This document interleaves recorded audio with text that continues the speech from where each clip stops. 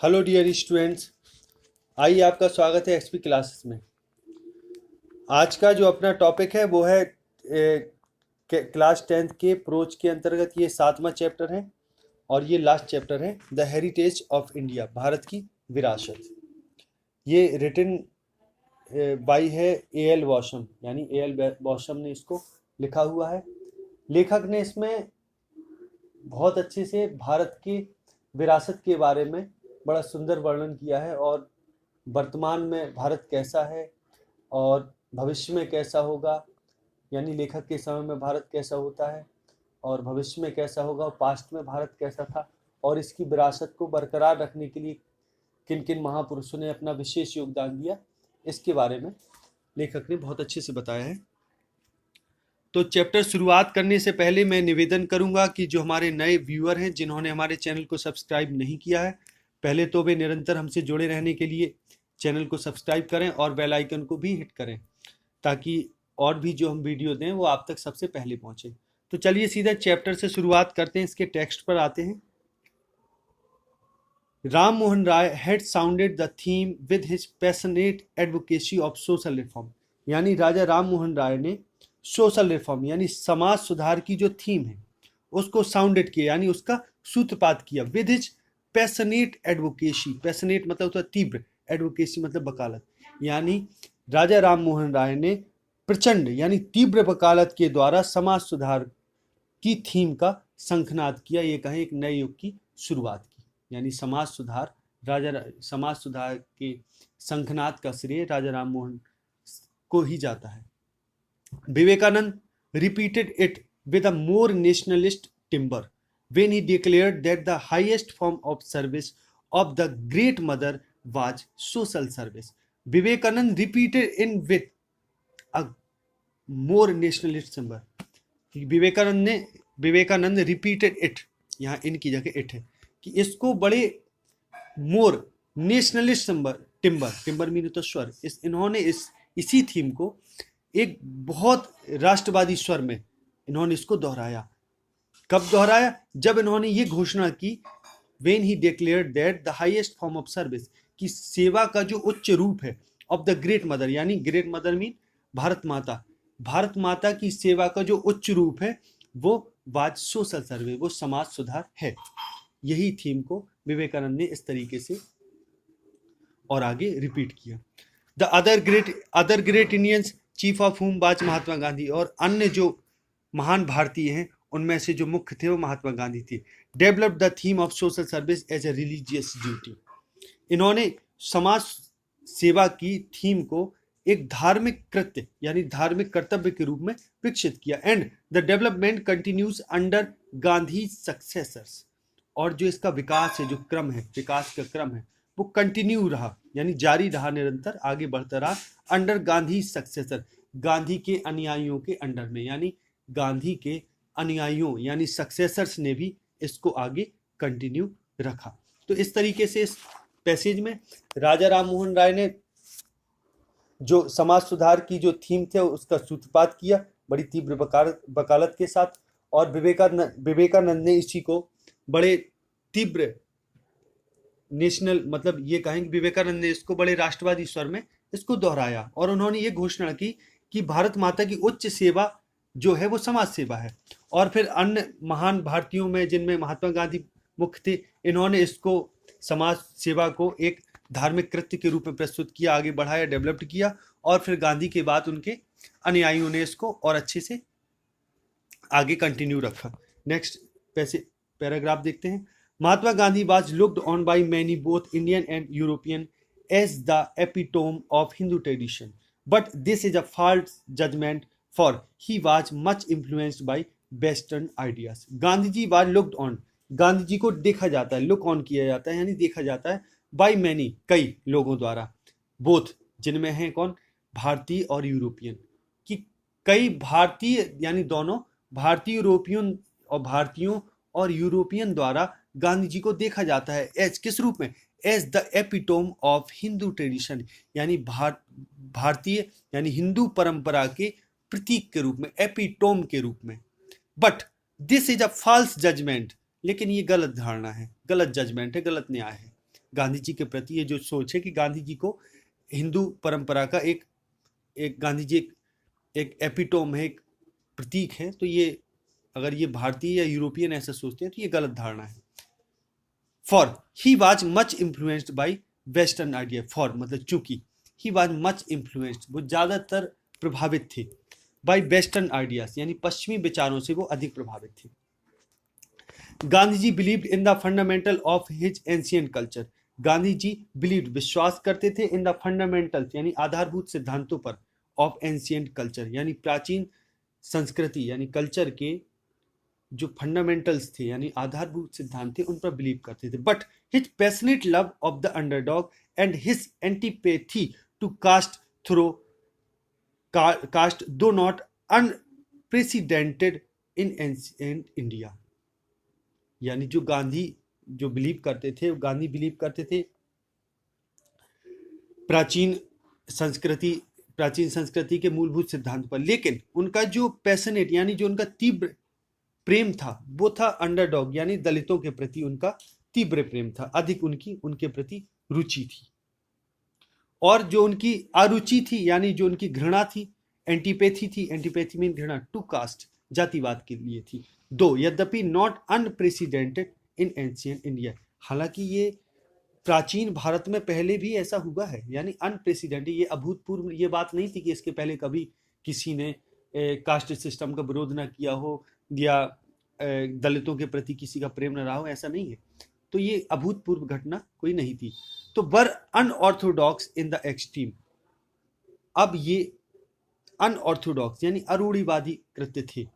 अगर कहा जाए तो अत्यधिक रूप से कहा जाए तो ये अरूढ़िवादी थे, यानी अत्यधिक रूप में फिर आगे देखें तो and owed more to European, और ये ज़्यादा ऋणी थे more to European 19th century's liberalism than to anything Indian, यानी कुछ भी भारतीय की अपेक्षा ये यूरोप के 19वीं शताब्दी का जो लिबरलिज्म यानी उदारवाद था उसके प्रति अधिक ऋणी थे। यानी अगर हम सही कहें तो गांधी जी की जो अरुचि थी वो कास्ट के थी, यानी जो कास्ट ये कहें कि जाति या वाद या भेदभाव के प्रति उनकी अरुचि थी। तो अत्यधिक रूप से जो पुरानी परंपरा था या वह किसी भारतीय विचारधारा की अपेक्षा हम कहें तो 19th सेंचुरी का जो यूरोपीय उदारवाद था उसके ऋणी कहीं अधिक थे। आगे देखते हैं तो his faith in non violence, अब गांधी जी का जो विश्वास था नॉन वायोलेंस अहिंसा में थे, अहिंसा में जो इनका विश्वास था वो था एच वी हैव सीन, जो कि हम देख चुके हैं, by no means typical of Hinduism, ये किसी विशेष ये कहें कि अहिंसा में उनका जो विश्वास था जैसे कि हम देख चुके हैं किसी भी प्रकार से, नो मीन्स यानी किसी भी प्रकार से टिपिकल ऑफ हिंदुइज्म यानी हिंदुत्व का कोई प्रतीक नहीं था, टिपिकल मतलब विशेष यानी हिंदुत्व के प्रति विशेष नहीं था। हिज प्रीडिसेसर इन रिवोल्ट, अब जो क्रांति में या कहें कि जो देश में जो क्रांति थी उसमें अगर कहा जाए हिज प्रीडिसेसर इन रिवोल्ट की क्रांति में जो इनके पूर्वज थे उनमें द एबल मराठा ब्राह्मण बीजी तिलक यानी योग जो मराठा ब्राह्मण बीजी तिलक थे वो, एंड गांधीज इम्पेशेंट ल्यूटेनेंट सुभाष चंद्र बोस, और गांधी के जो इम्पेशेंट ल्यूटेनेंट मीन सहायक, और गांधी के जो अधीर सहायक, इम्पेशेंट मीन अधीर और ल्यूटेनेंट मीन सहायक, जो ल्यूटेनेंट जो गांधी जी के अधीर सहायक सुभाष चंद्र बोस थे, वे वर फार मोर ऑर्थोडॉक्स इन दिस रिस्पेक्ट, कि वे इस मामले में इस पहलू में अगर कहा जाए तो ये ज्यादा ऑर्थोडॉक्स थे, रूढ़िवादी थे। फॉर चूंकि Gandhi pacifism we must look to the Sarman on the mount and to Tolstoy, अगर अब जहां तक कि गांधी जी के पेसिफिज्म यानी शांतिवाद का सवाल है तो बी मस्ट लुक, तो उसके लिए अगर हम इस पर गौर करना चाहें गांधी के शांतिवाद के सिद्धांत पर तो हमें जरूर से देखना चाहिए टू द किस पर नजर डालनी चाहिए, to the Sarman on the Mount. Sermon on the Mount का मतलब होता है कि ईसा मसीह ने एक पर्वत पर एक पहाड़ी पर कुछ उपदेश दिए थे, कुछ भाषण दिए थे जिनका संग्रह या जो भाषण बाइबल में है, तो गांधी जी उनसे ज्यादा प्रेरित थे और टॉल्स्टॉय से। टॉल्स्टॉय एक ये कहें रूस का एक विख्यात उपन्यासकार और कहानीकार था। तो गांधी के जो उपदेश थे, या उपदेश नहीं बोलेंगे, जो शांतिवाद था गांधी जी का, वो sermon on the mount and Tolstoy इनसे ज्यादा प्रेरित था। His championing of women's right is also the result of western influence. और जो हिज चैंपियनिंग मीन होता सपोर्ट यानी सहयोग, जो स्त्रियों के अधिकारियों के लिए उनका एक विशेष जो सहयोग था, ये कहें उनका, हाँ सहयोग ही कहेंगे, वो सहयोग जो था is also the result of western idea, western influence, वो भी पश्चिमी प्रभाव का ही परिणाम था। यानी ये कहें कि गांधी के चाहे शांतिवाद को ले लें या स्त्रियों के अधिकारों या स्त्रियों के सपोर्ट के लिए जो उन्होंने अपना योगदान दिया, वो सब पूरा का पूरा पश्चिम से प्रेरित था। कहीं ना कहीं वो सरमन ऑन द माउंट और टॉल्स्टॉय से प्रेरित था, क्योंकि गांधी ने टॉल्स्टॉय को बहुत पढ़ा या उस इन हिज सोशल कॉन्टेक्स्ट। अब इस उनके सामाजिक अगर प्रसंग में देखा जाए, कॉन्टेक्स्ट में देखा जाए, सामाजिक परिप्रेक्ष्य में देखा जाए, तो अगर सामाजिक संदर्भ में देखा जाए तो he was always rather an innovator than a conservative, कि वे एक इनोवेटर रहे, यानी एक परंपरावादी ना होकर एक आविष्कारक यानी एक निर्माण करता रहे, इनोवेटर रहे, नई चीज खोजने वाले आविष्कारक रहे। Though some of his colleagues thought his programme of limited social reform too slow, यद्यपि उनके जो कलीग्स रहे, कुछ साथी रहे, उन्होंने इनके जो सीमित लिमिटेड सोशल रिफॉर्म का जो प्रोग्राम था, जो कार्यक्रम था, इन्होंने माना, इसको बहुत स्लो माना कि गांधी जी का ये जो कार्यक्रम है समाज सुधार का, सीमित समाज सुधार का, ये बहुत धीमा मानते थे ये लोग, जो गांधी के अन्य कलीग्स थे, साथी थे। He succeeded in shifting the whole emphasis of Hindu though towards a popular and equalitarian social order in place of the hierarchy of class and caste. कि he succeeded in shifting, वो सफल हुए, in shifting मतलब shift करने में, एक जगह से दूसरी जगह लाने में, द होल एम्फेसिस पूरा जोर या पूरा प्रभाव ऑफ हिंदुओं का पूर्ण प्रभाव वो शिफ्ट करने में सफल हुए। कहाँ शिफ्ट करने सफल हुए? दो टूवर्ड्स, यद्यपि towards a popular and egalitarian order, कि अब कहेंगे हम कि जो गांधी जी का ये पूरा वो जिस अभियान में लगे थे, उस अभियान में अगर कहा जाए तो गांधी जी का जो पूरा पूर्ण प्रभाव है, तो ये जो पूरा प्रभाव है भारतीय परंपरा का, ये कहें भारतीय विचारधारा का, हिंदू का, ये पूरा शिफ्ट करने में सफल हुए। दो towards a popular and egalitarian social order, यानी लोकप्रिय और जो समानता का जो सामाजिक क्रम है, उस पर ये शिफ्ट करने में कामयाब रहे। इन प्लेस ऑफ द, किसके स्थान पर? In place of the hierarchy of class and caste, की क्लास वर्ग और जाति के क्रम के ऊपर उठाकर, यानी जातिवाद और क्लास यानी वर्गवाद और जातिवाद, कास्टवाद से ऊपर उठाकर इन्होंने, यानी जातिवाद और वर्गवाद के क्रम से ऊपर उठाकर, ये उस संपूर्ण हिंदू विचारधारा को ये समानता के सामाजिक क्रम पर शिफ्ट करने में ये सफल हुए। या ये कहें कि इन्होंने देश में इस पर बहुत काम किया कि जातिवाद या वर्गवाद का भेद हटाकर उसको सामाजिक जो व्यवस्था है बराबरी की, उसको एक मोड़ देने में ये सफल हुए। Following up the work of many less well known 19th century reformer, following up अनुसरण करते हुए, the work of many less well known 19th century reformer, की जो कम प्रसिद्ध 19वीं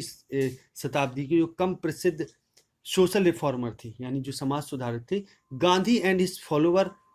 of the Indian National Congress, Gandhi और उनके जो फॉलोअर थे इंडियन नेशनल कांग्रेस के, हैव गिवन न्यू ओरिएंटेशन, इन लोगों ने एक नई दिशा दी, and new life to Hindu culture, कि भारतीय कल्चर को यानी भारतीय संस्कृति की नया दिशा यानी ओरिएंटेशन और नया जीवन दिया। आफ्टर सेंचुरीज ऑफ स्टैग्नेशन, कि शताब्दियों की सड़ांध या रुकावट के बाद, स्टैग्नेशन मीन सड़ांध या रुकावट। Today there are few Indians whatever their creed, who do not look back with pride on their ancient culture. अब टुडे आज वर्तमान में देयर आर फ्यू इंडियंस, अब ना के बराबर मुश्किल से ही कुछ ऐसे भारतीय हैं, वट एवर देयर क्रीड, हालांकि धर्म उनका कुछ भी हो, क्रीड मीन होता है धर्म, वट एवर मतलब कुछ भी हो, who do not look back with pride, जो who do not look back, जो वापस पीछे अभिमान में नहीं देखते, अर्थात कहने का मतलब who do not look back with pride on their ancient culture, कि जो अपने प्राचीन कल्चर पर बड़े, जिनको गर्व नहीं है या ये गर्व से पीछे मुड़कर नहीं देखते। And there are few intelligent Indians, और बहुत ही कम, ना के बराबर मुश्किल से ही, फ्यू मतलब होता है ना के बराबर, तीन फ्यू होते हैं, एक आ फ्यू, एक दा फ्यू और एक फ्यू। तो फ्यू जब होता है तो ना के बराबर, आ फ्यू मतलब थोड़ा, और दा फ्यू है जितना है पूरा। तो यहाँ फ्यू का मतलब ना के बराबर ऐसी कुछ प्रबुद्ध इंटेलिजेंट इंडियंस है who are not willing to sacrifice, जिनकी इच्छा नहीं है सेक्रीफाइस बलिदान देने के लिए, some of its effect element so that India may develop and progress, कि उन इफेक्ट एलिमेंट्स का बलिदान देने की इनकी इच्छा नहीं है। इफेक्ट एलिमेंट्स मतलब उन कमजोर कड़ियां, जो भारतीय संस्कृति में जो कमजोरियां हैं, उनको कुछ ऐसे बुद्धिमान लोग हैं, इंटेलिजेंट इंडियंस है, जो जिनकी इच्छा नहीं है, दे आर नॉट विलिंग, यानी who are not willing to sacrifice, willing mean होता है इच्छुक, कि जो इच्छुक नहीं है इनका बलिदान देने के लिए, सो दैट, ताकि इंडिया में डेवलप एंड प्रोग्रेस, ताकि भारत उन्नति और विकास कर सके, डेवलप मीन विकसित हो सके, उन्नति प्रोग्रेस मीन उन्नति कर सके। तो दोनों ही बात है यहाँ, कि कुछ लोग ऐसे हैं ना के बराबर मुश्किल से ही ऐसे होंगे, जो हो सकता कुछ ऐसे होंगे कि जो अपनी भारतीय संस्कृति की महिमा पर शायद उनको गर्व ना हो, और कुछ ऐसे भी हैं, मुश्किल से कुछ ऐसे भी हैं कि जो शायद ही ऐसे बुद्धिमान लोग भी भारतीय होंगे कि जो मुश्किल से चाहते हैं कि अपने जो भारतीय संस्कृति में जो कमजोरियां हैं उनको त्यागने में, मुश्किल से उनकी इच्छा है कि वे त्यागना नहीं चाहते, ताकि भारत जिससे कि उन्नति कर सके या विकास कर सके। तो politically and economically India faces many problem of great difficulties, कि पॉलिटिकली यानी राजनीतिक रूप से और इकोनॉमिकली और अर्थ रूप से अगर देखा जाए तो India faces many problem, Bharat बहुत सारी समस्याएं ऑफ ग्रेट डिफिकल्टी, बड़ी बड़ी कठिनाई रूपी बहुत सारी समस्याएं झेलता है, फेस करता है। And no one can forecast her future, और इसके भविष्य को कोई भी फोरकास्ट यानी भविष्यवाणी नहीं कर सकता, विद एनी सर्टेनिटी, किसी भी निश्चितता से, अर्थात कोई भी निश्चित रूप से भारत के भविष्य की भविष्यवाणी नहीं कर सकता। But it is safe to predict, लेकिन ये घोषणा करना, ये भविष्यवाणी करना, ये बिल्कुल सेफ है कि वट एवर द फ्यूचर में बी, कि भविष्य कुछ भी हो, कि चाहे भविष्य कुछ भी हो, the Indians of coming generation will not be unconvincing and self conscious copies of European, कि जो इंडियंस ऑफ कमिंग जनरेशन यानी आने वाली पीढ़ियों की जो भारतीय विल नॉट बी अनकन्विंसिंग, कि Indians of coming generation will not be unconvincing, unconvincing mean होता है दुविधा में पड़ना, कि जो आने वाली पीढ़ियों के जो भारतीय हैं वे अनकन्विंसिंग नहीं होंगे, अर्थात हिचकिचाने वाले या दुविधा में पड़ने वाले नहीं होंगे। And self conscious copies of Europeans, और यूरोपियंस की आत्मसचेत कॉपी नहीं होंगे, यानी नकल नहीं होंगे। But will be main rooted in their traditions, लेकिन वे अपनी परंपराओं से मेन रूटेड रहेंगे, यानी जुड़े रहेंगे, उनकी जड़ों से जुड़े रहेंगे। And aware of the continuity of their culture, और अवेयर ऑफ यानी जागरूक रहेंगे, the continuity of their culture, यानी अपनी संस्कृति की निरंतरता के प्रति वे जागरूक भी रहेंगे। Already after only 7 years of independence, कि पहले से ही स्वतंत्रता के 7 साल बाद, the extremes of national self denigration, self denigration mean होता है आत्मनिंदा, यानी the extremes of national self denigration and fanatical cultural chauvinism of are disappearing, यानी स्वतंत्रता के बाद से पहले से ही जो अधिकता थी राष्ट्रीय आत्मनिंदा की, जो लोगों में अधिकता थी वो, और फेनेटिकल यानी उन्माद, कल्चर मीन सांस्कृतिक, और चौविनिज्म मीन होता है सांस्कृतिक वैभव, यानी सांस्कृतिक वैभव के प्रति जो ये कहें जो पागलपन था, जो मूर्खतापूर्ण उत्साह था, चौविनिज्म मीन उत्साह, जो अपनी संस्कृति के प्रति प्रति जो पागलपंती का, ये पागलपन का जो उत्साह था वो, और आत्मनिंदा, ये वैसी बहुत पहले से ही, स्वतंत्रता के 7 साल बाद से ही ये अदृश्य हो रहा है भारत में, यानी इसका कोई स्थान नहीं बचा। वी बिलीव दैट, हम ये विश्वास करते हैं, यानी हमें सब ऐसा विश्वास है कि Hindu civilisation is in the act of performing, कि इस कार्य में है, भारतीय सभ्यता इस कार्य में लगी हुई है, और परफॉर्मिंग, वो परफॉर्म करने, यानी वो कार्य करने में लगी हुई है, it's most spectacular feat of synthesis. Spectacular mean होता है विशेष, फीट ऑफ सिंथेसिस यानी विभिन्न तत्वों को मिलाकर जोड़ लेने की आश्चर्यजनक योग्यता में। फीट मीन होता है साहित्यकार, ऑफ सिंथेसिस मीन होता है जोड़ना, स्पेक्टिकुलर मीन होता है विशेष या भव्य, कि जो विशेष आश्चर्यजनक, यानी स्पेक्टिकुलर मीन आश्चर्यजनक जो योग्यता है उसमें भारत लगा हुआ है, कि भारत बहुत समय से, कि भी हमें ऐसा विश्वास कि Hindu civilisation is in the act of performing its most spectacular feat of synthesis, कि जो मोस्ट स्पेक्टिकुलर, जो सबसे अच्छा आश्चर्यजनक जो कार्य है सिंथेसिस करने का, यानी कई चीजों को अपने मिला लेने के कार्य में भारत लगा हुआ है। एंड इन द पास्ट, और भूतकाल में, इट हैज रिसीव्ड, भारत ने बहुत सारा ग्रहण किया, अडॉप्ट किया यानी अपनाया, और डाइजेस्टेड पचा गया, elements of many different cultures, कि कई अलग अलग कल्चर्स यानी संस्कृतियों के एलिमेंट्स को अपने में पचा गया, ग्रहण किया, अपनाया और पचा गया। उनमें क्या है, इंडो यूरोपियन है, इंडो यूरोपियन संस्कृति के कुछ एलिमेंट्स को, मेसोपोटामियन को के कुछ एलिमेंट्स को, Iranian, Greek, Roman, Scythian, Turkish, Persian and Arab, यानी इन सारी कंट्रीज या इन सारी संस्कृतियों के कुछ न कुछ एलिमेंट्स को भारत ने अपने में सिंथेसिस कर लिया, यानी अपने में मिला लिया।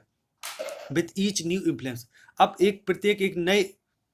प्रभाव के साथ, इट हैज समवॉट चेंज, भारत कुछ ना कुछ थोड़ा बहुत चेंज हुआ। Now it is well on the way to assimilating the culture of the west. अब now it is well on the way, ये ठीक उस मार्ग पे है, टू एसिमिलेटिंग यानी मिलाने में, the culture of the West, यानी अब ये अपने आप में पश्चिमी शब्द का समावेश कर लेने की राह पर भी ये बिल्कुल ठीक ठीक चल रहा है। एसिमिलेट मीन होता है मिला लेना, the culture of the West यानी पश्चिम की संस्कृति को अपने आप में मिला लेने की राह पर भारत है अब वर्तमान में। Hindu civilisation will be believe retain its continuity, हमें ऐसा विश्वास है कि भारतीय जो संस्कृति है, जो सभ्यता है, सिविलाइजेशन है, वो रिटेन मीन धारण करेगी, इट्स कंटिन्यूटी यानी अपनी निरंतरता को निरंतर बरकरार रखेगी, धारण करे रहेगी। The Bhagavad Gita will not cease to inspire man of action and the Upanishads man of thought, यानी Bhagavad Gita will not cease, बंद नहीं करेगी, नहीं रोकेगी नहीं, टू इंस्पायर प्रेरित करना, मैन ऑफ एक्शन यानी कर्म योगियों को प्रेरणा देना, भगवत गीता बंद नहीं करेगी। And Upanishad man of thought यानी जो विचारमान, जो विचारक लोग हैं, उनको उपनिषद भी प्रेरणा देना बंद नहीं करेंगे। The change and graciousness of the Indian way of life will continue, जो परिवर्तनशीलता और जो भव्यता है भारतीय वे ऑफ लाइफ यानी जीवन जीने की जो तरीके की जो भव्यता, यानी भारत के जीवन जीने की वे ऑफ लाइफ यानी जीवन जीने का जो भारतीय परंपरा का जो तरीका है भारतीयों का, वो परिवर्तनशील, उसमें परिवर्तनशीलता और ग्रेशियसनेस, उसकी शान हमेशा बरकरार रखेगी, कंटिन्यू रहेगी। Never much affected it may be by the labour saving devices of the West, never much affected, और ये कभी भी ज्यादा प्रभावित नहीं होगी, यानी प्रभावित नहीं की जाएगी। It may be by the labour saving devices of the West, labour saving devices यानी पश्चिम के जो श्रम बचाने वाली जो विधियां हैं, डिवाइस हैं, उनसे ये ज्यादा प्रभावित नहीं होगी, तो ज्यादा कभी प्रभावित नहीं होगी। Never much affected. People will still love the tales of heroes of the Mahabharata, people will still, लोग जारी रखेंगे, the love of, still love यानी प्रेम करना, द टेल्स ऑफ हीरोज यानी उन हीरो की कहानियों को, टेल्स मीन कहानियों को प्रेम रखना जारी रखेंगे। अब हीरो कौन कौन है, महाभारत एंड यानी हीरो जो है महाभारत और रामायण की कहानियों में जो हीरो यानी पांडव और राम वगैरह, इन सब की कहानियों को प्रेम करना जारी रखेंगे। End of the loves of Dushyant and Shakuntala, और उनकी प्रेम कहानियों को, जैसे दुष्यंत और शकुंतला की प्रेम कहानी, एंड पुरुरवा एंड उर्वशी, पुरुरवा और उर्वशी की प्रेम कहानियों को प्रेम करना जारी रखेंगे। And the quiet and gentle happiness, वो शांत और वो कोमल प्रसन्नता, the quiet and gentle happiness which has at all times pervaded Indian life, where oppression, disease, and poverty have not overclouded it, will surely not vanish before the more hectic ways of the West. यानी शांत और सात्विक जो प्रसन्नता है, quiet and gentle happiness है, which has at all times, जो हमेशा से भारतीय परवेडेड, जो व्याप्त रही इंडियन लाइफ, यानी भारतीय जीवन पर जो हमेशा से व्याप्त रही, जहां ऑपरेशन यानी दमन, डिसीज मीन बीमारी, और पोवर्टी गरीबी have not over clouded it, कि इन चीजों ने इसको कभी ओवर क्लाउड नहीं किया, यानी ढका नहीं, विल श्योरली नॉट वेनिश,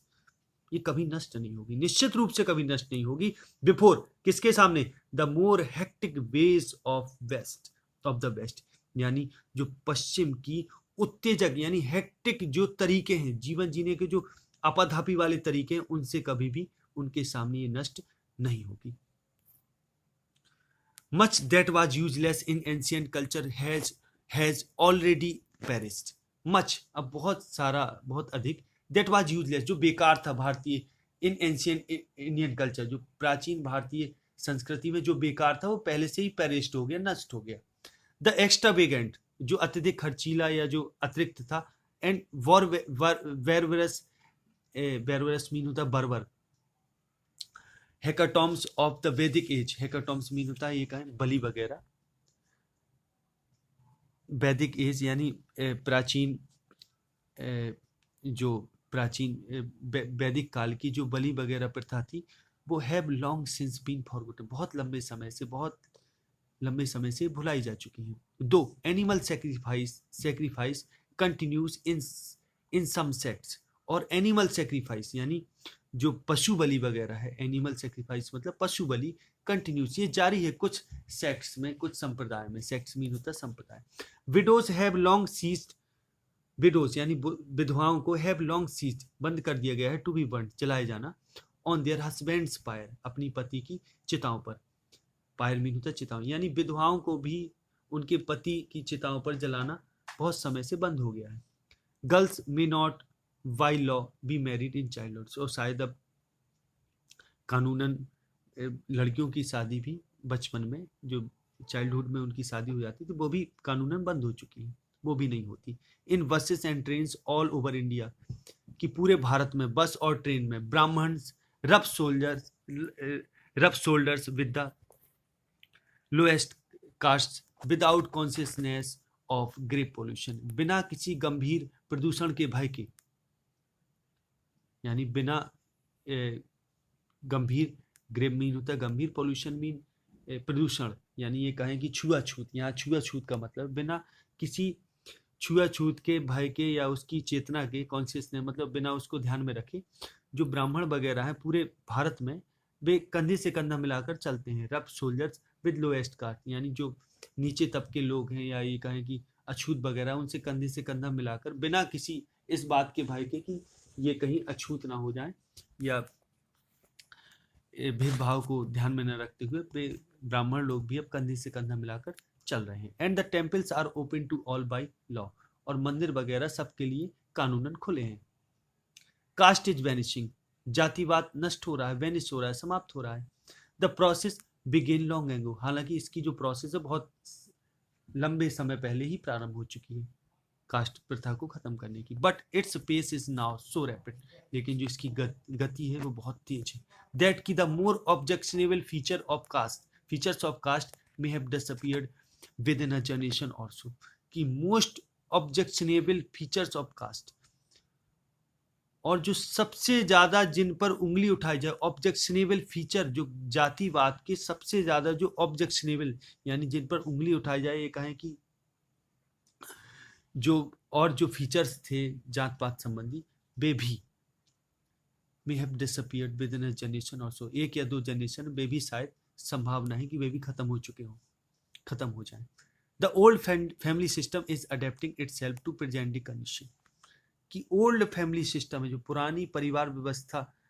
अपने को आजकल की स्थितियों में ढाल रही है, यानी ये भी आजकल की परिस्थिति प्रेजेंट डे कंडीशन में ये भी अडेप्ट हो रही है, ढल रही है। इनफैक्ट दरअसल the whole face of India is altering, दरअसल जो भारत का पूरा चेहरा है वो ही बदल रहा है। अल्टर मीन होता है बदलना, कि भारत का होल फेस ही बदल रहा है। But the cultural tradition continuous, लेकिन जो कल्चरल सांस्कृतिक जो परंपरा है वो जारी है। And it will never be lost, और ये कभी भी लॉस्ट नहीं होगी, खोएगी नहीं, अपना मार्ग नहीं खोएगी, कभी समाप्त नहीं होगी। तो इस तरीके से ये चैप्टर समाप्त होता है। आशा है आपको वीडियो बहुत अधिक पसंद आया होगा, तो अधिक से अधिक लाइक करें, कमेंट करें और इसको शेयर करें। नेक्स्ट वीडियो में नेक्स्ट टॉपिक के साथ मिलते हैं, तब तक के लिए नमस्कार, जय हिंद, जय भारत, वंदे मातरम।